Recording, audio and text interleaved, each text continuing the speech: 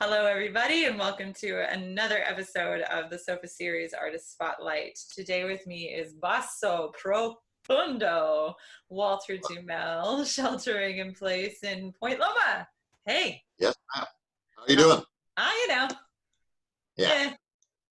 Eh, eh. The world is a dumpster fire. And here we go, continuing to somehow make art for. Yes. Oh, Jesus. We So try. we try. We gotta, right? Gotta do something. So, Absolutely. so Walter, let's walk through a little bit of the "This Is Your Life" portion of the interview. So tell everybody where you're from, where you've been, how you came to San Diego, and then yeah, let's get us started. Sure. So I'm from Chicagoland. That's what we say when we're from Chicago. We're from Chicagoland. Yeah. Grew up there, went to college there, left in about 90 and haven't really been back. Mm-hmm. After grad school at Eastman, wound my way eventually to San Diego, singing with the San Diego Opera Ensemble back in 95. Met my future life partner, Diana. And after moving to the East Coast for 9 years, we had a child and we found our way back to San Diego in '08. And here we have been ever since. And not for nothing, you also founded Bodhi Tree Concerts, which is this incredible organization that donates all of the proceeds, and each concert is done in partnership with some charitable organization, Yeah. performing intentional acts of kindness. It's so Yeah. good. Thank you for that tagline. Yeah, Yeah. it's been an interesting journey. We're sort of in the midst of the reimagining of our ninth season. Yeah. And it bore fruit out of a time not unlike this, which was when we lost the opportunity to perform when Lyric Opera San Diego very unexpectedly shut its doors. Right. And it was kind of the second house in San Diego where local artists could have the opportunity to perform fully staged operatic and operatic, some music theater repertoire. Mm-hmm. And so here we had all this talent and nowhere to really do it. And so that was kind of the germ from which Bodhi Tree rose, is just giving opportunity to all of this local talent to shine a bit. And, Yes, San Diego is a surprising little place. It's I think I've talked about this, I think, with a few different musicians, that it's I think people sort of it's easy to write off this town as a sleepy beach town. What art am I going to go see? I'm not coming to San Diego for its world class whatever, but we've got world class whatever. Fill in the blank. We've got it here. absolutely. I mean, between the multiplicity of museums in Balboa Park and the theater scene, which is really, I mean, half of Broadway seems to have its startup shows here, Yeah. And even the Symphony and San Diego Opera, both are producing high levels Right. of art. So it's, though the flip side, I think, is also true, is that we are a very small, big town. Right. Right. At least it feels that way sometimes. Yeah. And the groups like yours, Project Blake being the exception, I think we tend to be fairly conservative in the things that the demographic likes. But we're here to kind of meet that challenge and grow with the folks that are here. Yeah. But also not produce just for the sake of producing if nobody wants to come. Yeah, exactly right. And I think that some along the lines of audience building, I think San Diego has many identities. I there's concur. there's not just a one thing. There's quite an active scene in just about every kind of art form you can think of or even not think of. It's here.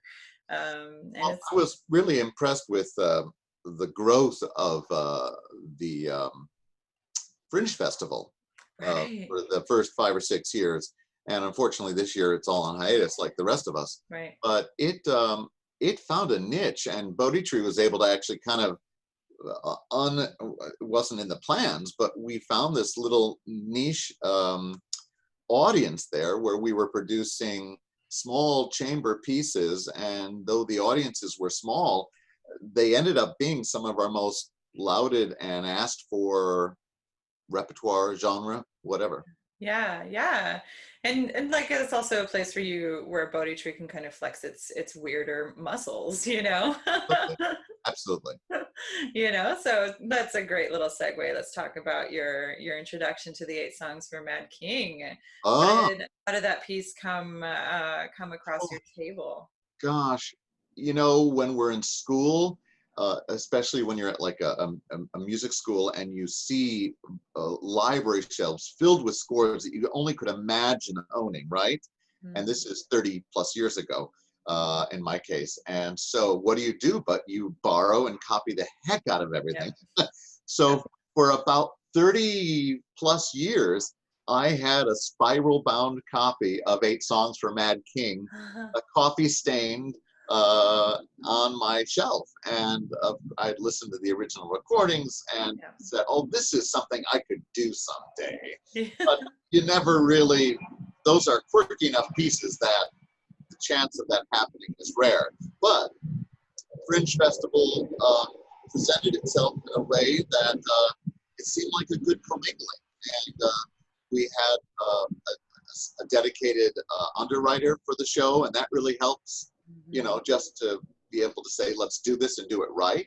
mhm. And so we ended up doing I believe it was the San Diego premieres. I think we booked it as that. I can't be, I I might, mean, if you said it it. was, Yeah. it was 3 or 4 years ago now, but I'm pretty sure the publishers said it was the San Diego premiere of that, Yeah, yeah. and it was just a ball. We did it in a banquet hall in the bottom of the hotel, the Grand, Yeah. downtown, and it just hit a great nerve with the multimedia use for people tweeting and our tweeting POTUS, and so that was a lot of fun. And there's actually some talk of maybe even trying to bring it back.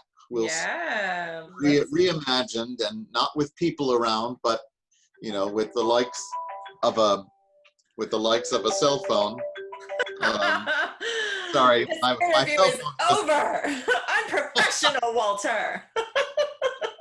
it was apropos to what we were talking about. God. So we'll see if we can bring something to fruition in the next Yeah. few, especially the resonance of the and importance of the upcoming presidential election. Oh, We God. just Yeah, remember that's happening. yeah, right. And we just thought that with our tag into having an unspoken Trump as the Mad King, Hmm. it would be great to be able to pointedly put that back in the repertoire this year, if at all possible. Yeah. Oh my goodness gracious! Silence. Silence. Silent. Silencio, DuMelle. I don't work with these things, so okay. Nobody calls you. Why is it ringing? Yeah, I think it's definitely apropos. It's definitely like the timing is couldn't be riper, Yeah. or righter. It is the time.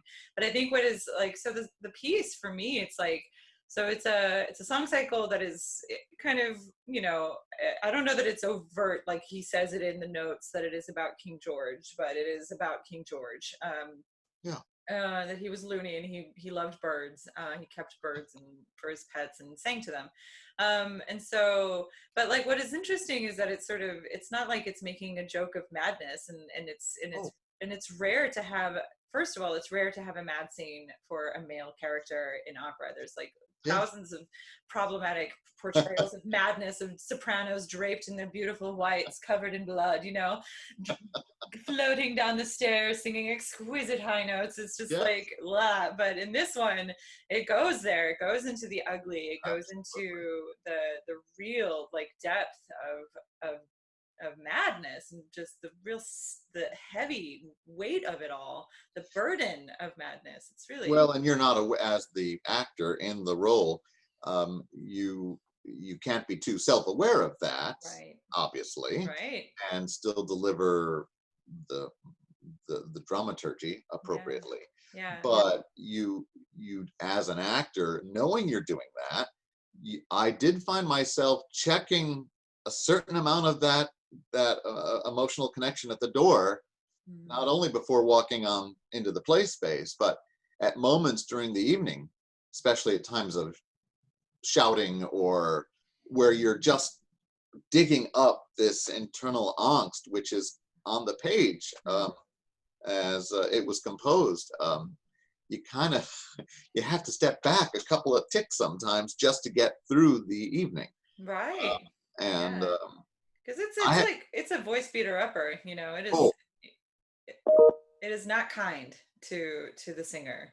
I don't think doing that 3 nights in a row was very good for my mind or my body. Right.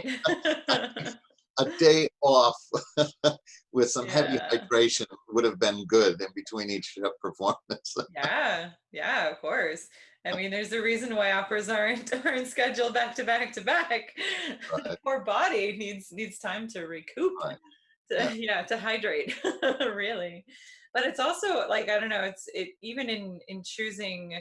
So when you guys were first talking about it, and it's like, Yeah. well, it has to be Trump, and I'm like, well, but then how is the audience going to feel pathos for this person? Do you Uh, like, by making it him, do you take away our ability to really kind of connect and feel that journey of the descent and the complete literal unraveling?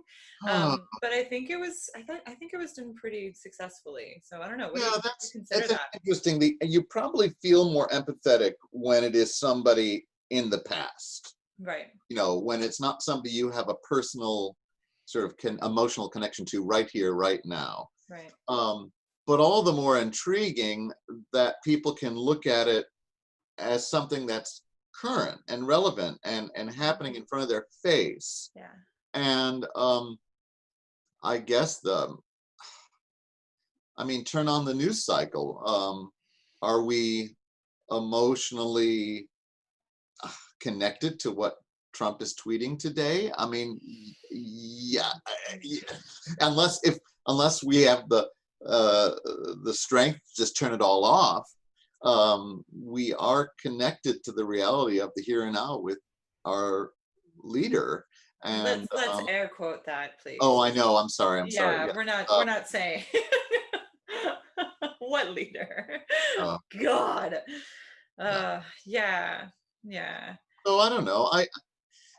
I think if you get into the storytelling, I don't think about that as an actor. You are telling the story, you are living the drama Hmm. from the inside out. So you would hope that people are going on your journey of devolving into madness with you. Yeah. And Yeah. sort of the layer of Trump facade is almost secondary to that, but ever present. Yeah. Well, I don't know. I actually felt that like it kind of went away. Yeah, You know, with as it went on, I almost forgot the makeup and the hair and yeah, it's just like I'm here's just this person, and we're going on this together. yeah. Here we go. Buckle um, up. It's going to be a Eh, ride. a Yeah. bumpy night. So how did you like, was that your first kind of foray into like experimental and extended techniques, that kind of stuff? Because it's not like you haven't done new music, but I think when like the composer European tradition side of people think about new music, it is not the same as when opera people think about new music. Absolutely. No, no. Um, That was definitely the farthest I had ever gone. And I know that's, uh, there wasn't scripted quarter tones. There's a lot of stuff that's yeah, very almost passe now in that piece. yeah, But personally, that was definitely into new territory. I had worked with a couple of composers at grad school and when I was singing in New York, hmm, and they had um, extended techniques, sounds, yeah, animals, things yeah, that take you out of singing the pitch on the page for the certain duration. right, So I wasn't completely unaware or completely afraid of it. It was more about how do you create this soundscape that's being true to Sir Peter Maxwell Davies, and yet be something that you can recreate every rehearsal and every night without leaving some body parts on the floor. And sometimes leaving some body parts on the floor. Yeah, I mean, some of it is definitely very abusive. It's not very singer friendly, you know. But that's the point, right? It's like this kind of, that for me was what was always intriguing and like the come here little girl moment for me with new music was that it's like, oh, I can use like all of my voice, everything, you know. I've got more colors to paint with, more textures, more, you know, that there was just it just was so much more to use that it felt very exciting. But then the funny thing is that as I was going through that journey, then of course I realized that all of those sounds are present in opera, in repertoire too. It's there, it's absolutely there. You can't really tell a story, a compelling story, without mucking it up sometimes, without going really into this sort of like deeply, you know, these roars, and that they're all very much Absolutely. mind. But I think there are singers that perform more. I think there's an arch, and there are those that perform from the inside out 100%, and those do the outside in. You know what I mean? As far as what comes first, the sound or the emotion. And most singers are in the middle. And obviously, with pieces like this, you have to err on the side of inside out first. Yeah. But I agree. Yeah. Yeah. How did you come into opera? Opera. Well, my voice changed before everybody else in junior high. So my little music teacher said, "Oh, Walter, I want you to be in the choir," because I wanted to be in the choir. And she said, "I'll write you a special part," because I was the only one whose voice had changed. So it was kind of this. I'd always liked singing, but then my voice dropped pretty fast and low, and it was something kind of special. And then in high school, I started voice lessons. Somebody recommended I should do that, and of course, the voice teacher gave me 24 Italian ditties and a Schubert song and a couple of Mozart arias, and the rest is kind of history. I've always, on a side tangent, I've always been a great lover of listening to vinyl, which I know that you have for as well. We share that love. But I remember from early on, I had acquired some vinyl from like some of my grandparents, and one of them was the Roger Wagner chorale's opera scenes with chorus. And I was hearing these. I'd never been to an opera, but I was hearing these recordings of a, you know, gigantic orchestra, gigantic chorus, just really nailing these pieces with a lot of mid 20th century romantic vigor, shall we say. Bombast. A very different aesthetic for a lot of recordings nowadays, but they were letting it hang out. And that was kind of my introduction to a lot of the repertoire. And went from there. Was anyone in your family, is anyone in your family a musician? There was some of my grandparents and older that sort of, when the families got together and sang around the piano sort of thing, they did all that, and they recollected about that more than doing it when I was growing up. But grandpa played the fiddle, and my great uncle played the organ, and you know, but no musicians per se.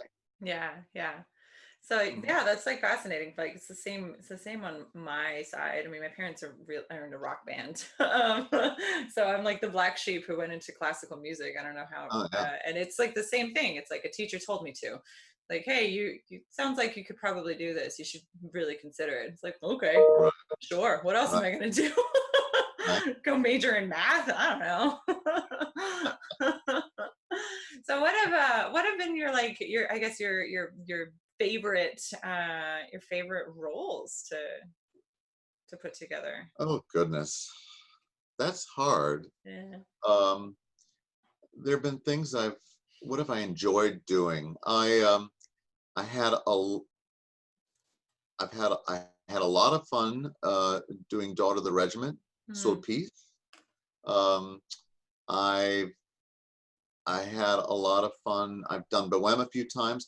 The GNS repertoire has actually been this wonderful commingling of singer-actor uh, Yeah. with Bodhi Tree taking on a GNS piece every year. I've had really a lot of fun sort of putting about 6 or 7 different of the character roles from the GNS canon under my belt. And I had done them professionally before as well, but it's been fun to do that. Um, oh, it's hard. Leporello's great fun. I did an Osmine when I was in New York. I don't think I've ever had worked so hard or had so much fun Uh-huh. doing a role. I mean, he's on stage. He's got, I think, 4 arias, Yeah. and he's It's running around like a madman. And it's not a great piece, but boy, it's a heavy great role. lifting. Yeah. Yeah. Yeah. Yeah. So yeah, did you ever consider maybe doing any musical theater? Oh, I've done some musical theater, but it's more been on the, when an opera festival has a musical, Mhm. happening. Yeah. Um, I've not done as much as I probably would like. I think I could do it, Yeah. but my path hasn't taken me there as often probably as I would have liked. Hmm. No. Yeah. What are you guys, how are you all like how are you guys handling all of the sort of the quarantine and now the the protests, all of this sort of like ongoing, okay, well, what's next? What's the next horrible thing that's going to happen? How are you and the fam handling Uh, quarantine? it's it's tense. Yeah. It's unrelenting, Hmm. and you really do have to force yourself to self-impose shutting the phone off, turning off the TV, Hmm. not listening to NPR. I mean, of course you have to, and you want to stay abreast of what's going Yeah. on. But you find it one of the things with the Black Lives Matter, let us breathe. And you feel like you can't breathe Yeah. because there is such an onslaught of, um, of news, of the latest tweet, of the latest horrific incident happening around the country. Hmm. And so I don't know. My Diana, my wife, is very sort of in it and trying to stay on top of it and trying to find what we can do, what we can Hmm. physically do to make a difference. And I sometimes find myself just needing to step away from it, not wanting to help, but just being overwhelmed by it all. Yeah, it's too much. It's too much. It's too much for any one person, let alone the entire country and the entire world. Remember, there's a pandemic going on. But people like you, and Uh, there are others in the art world, especially, I think, that are finding small ways to yeah, acknowledge these challenges we have within yeah, our social fabric, yeah. and find ways to put it out there and talk about it. And even if talking about it in small ways to small audiences, if it gets one person thinking about the issue in a bigger, broader context, and that involves them Mm, and a difference they can do in their lives, then we're all making a difference. yeah, yeah. Uh, but it's hard. I'm sorry.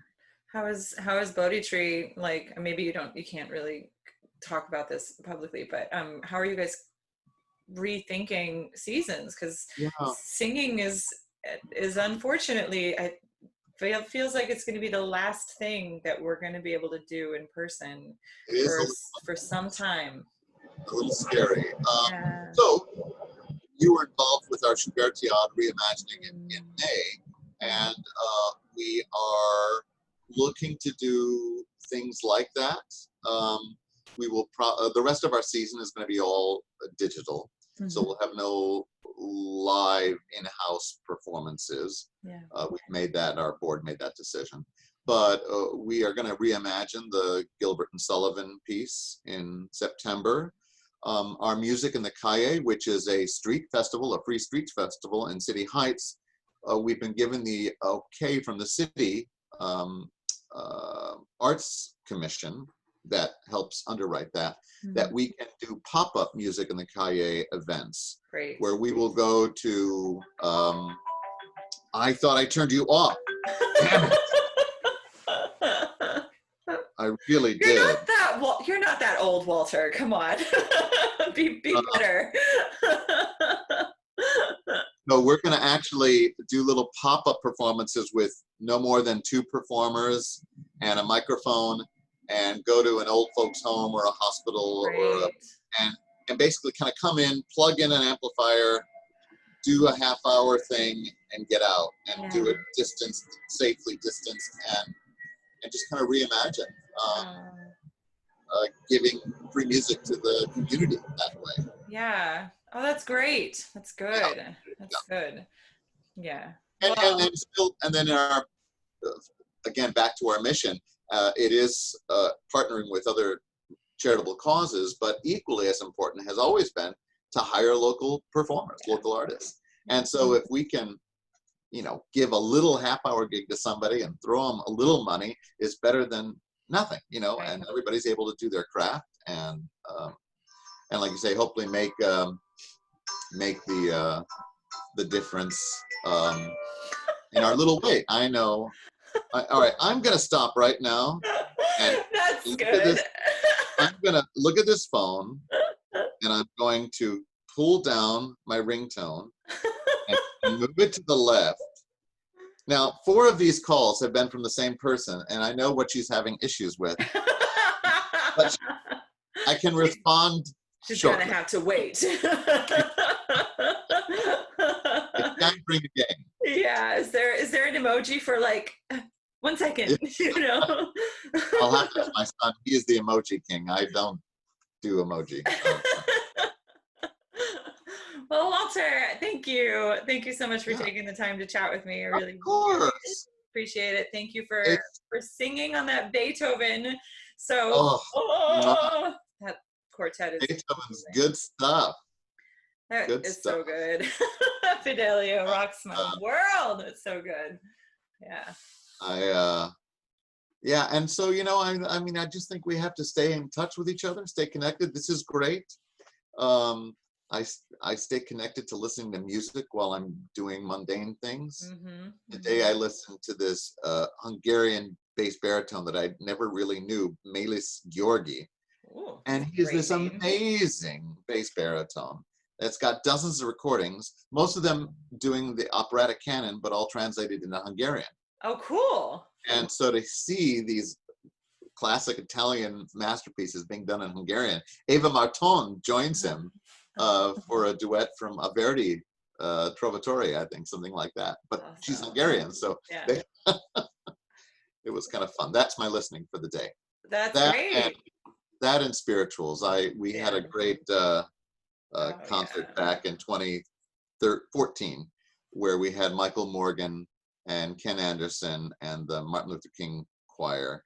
And one piece, Ken, Michael, and myself all sang one spiritual as a trio, and sort of that one-upping each other with the key changing. And it was like, that's the spirit that I'm needing to sort of juice myself with and do this all together. It'll happen again. Yes, ma'am. It'll happen again. All right. Thank you, Leslie, for all you're doing. Thank you, darling. Thanks for chatting. All right, take care.